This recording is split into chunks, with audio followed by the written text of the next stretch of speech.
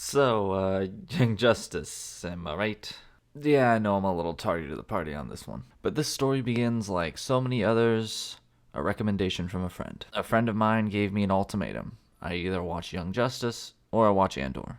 And given that my most recent playthrough of the Mass Effect series made me realize how utterly incompetent the entire Star Wars universe is, I decided to watch Young Justice instead. And while the show didn't immediately hook me, it definitely grabbed me over time. The show really does a lot right, and it almost makes me sad to see how forgotten this show is in the wake of shows like the original Teen Titans. Because the genre of young adult animated superhero show is really only remembered by one show. And while it has been a while since I've seen Teen Titans, I am just fresh off of watching season 1 of Young Justice. Which means it's a perfect time as any to talk about what this show in particular does best. And that's not the writing, the characters, the voice acting, the animation, or even the themes. No, that's how this show plays with genre. And more specifically, how it plays with its own genre to subvert the audience's expectations. And I know as soon as I say subvert your expectations, red flags start flying everywhere,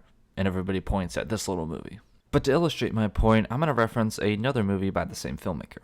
This is Knives Out, a 2019 murder mystery movie created by Rian Johnson, the guy who made The Last Jedi, that became famous or infamous, depending on who you ask, for how it subverts the audience's expectation and plays with its own genre. Because as I said, the movie's a murder mystery whodunit, but they give away whodunit in like the first 20 minutes. And so the movie transforms from being a whodunit to how the hell are they going to get away with it? The central questions of a whodunit, usually being who and why, are transformed into a how. How did this all happen, and what happens now? The story plays out almost exactly the same as so many other murder mysteries, but the scenes feel completely different because the intention behind the story and the way it uses its genre is completely different now. That's what makes this movie feel so fresh and original.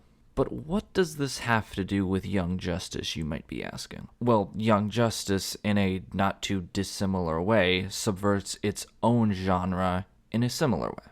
The way that I would classify Young Justice's genre is that it's a young adult, short, character-focused, serialized series. There is an overarching plot of Season 1, but that's not really the point of the story. Every single episode is about a singular character. We see that character grow and change, usually through some small little mission. We get some little tease to the main villains, the light at the very end, and then the episode wraps up.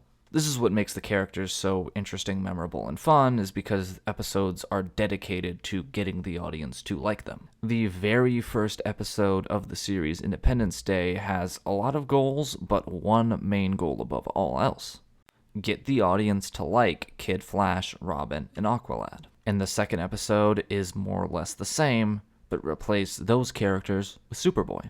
And the third episode's the same as the first two, but with Miss Martian. These episodes do a lot more, like expanding the world and giving us cool character interactions. But the singular focused part of each character episode is what makes them stand out. And since that's how pretty much every episode functions, what that means is that the audience is subconsciously probed to expect this from every episode. We expect every episode to start with a problem, the team to go on a mission, one character to take the lead, and then solve that problem by the end. So then by the time we get to the end of the first season, the writers are free to play with that concept. To illustrate my point, I'm just going to talk about what is probably the best episode in the series and one of the best episodes of television I've ever seen, Image.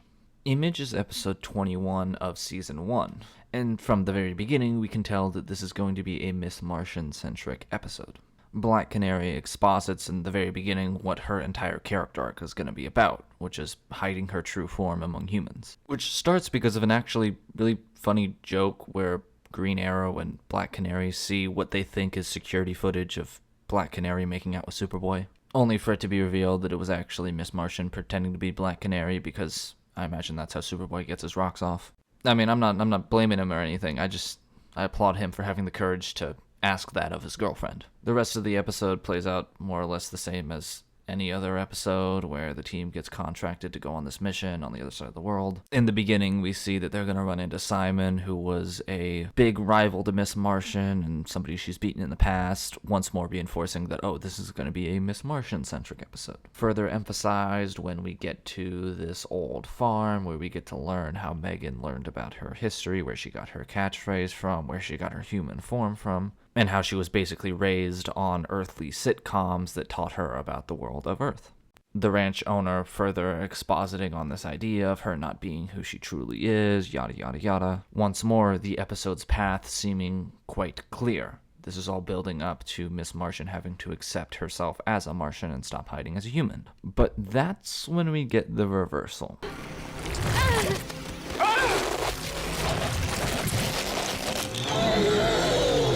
And to quote Detective Blanc, and everything turns on its head. I don't know if I can really speak for everybody here, but this twist really shook me. I'd heard rumors from other stories and stuff about how Miss Martian was actually a white Martian, but I didn't think that they were going to do it in this story.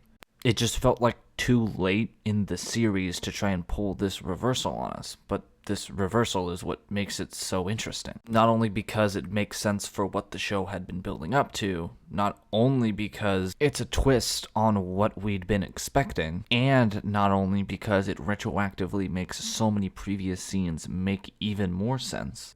You've turned white. No! Oh, you meant Caucasian. But most importantly, because it perfectly makes sense for Miss Martian's character. Miss Martian was a character who was basically raised on American sitcoms.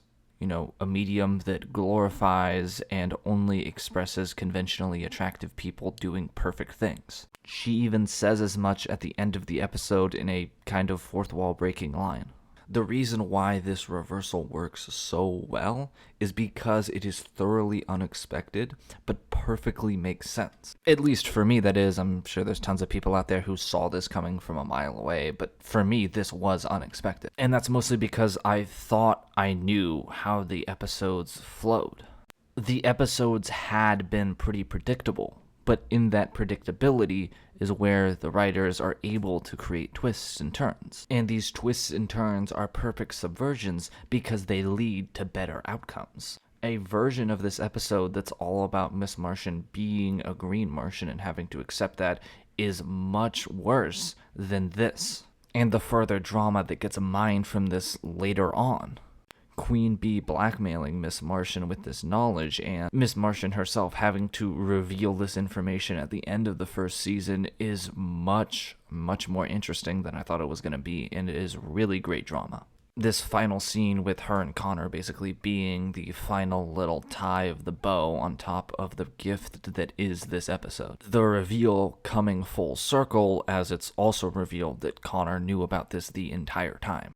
Which is also a great subversion, is great thematic writing, great dramatic writing, and more importantly, perfectly makes sense for the character. Connor's like 6 months old at this time and has no real understanding of what good and bad people are supposed to look like. In fact, the people who raised him are genomorphs, people that look like this.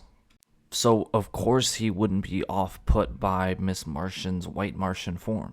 But at the same time, it perfectly makes sense for her to be worried about it because she was raised by American sitcoms that only star conventionally attractive people. And Connor looks like one of those people, so it would make sense for her to be worried about it. That's what I mean when I say it subverts expectations and plays with genre. The places that the story goes are utterly unexpected, but they're inevitable. And when the reveal happens, whether it's Miss Martian being a white Martian, Connor being created by Lex Luthor, or Artemis being the kid of Sportsmaster, they all feel like well duh moments because the places that these reveals allowed the story to go are much more interesting than if they weren't there. That's the one thing that Young Justice Season 1 does so well, its ability to subvert expectations and play with genre in a satisfying way. And all I'm going to say is I really hope they keep this up in Season 2, because after the ending of Season 1, they got a lot of really great places to take this story. Human customs still elude me. Later. Like this! I didn't even get a souvenir for the trophy room. work, Delta. Come on home. Nightwing out. Oh. There who don't even like the idea of aliens. I will do anything to scrub this lawn. You maniac! You blew it up! Oh, damn you! Oh, really? And would you have felt the need to justify it all? Male squad Dies of cringe.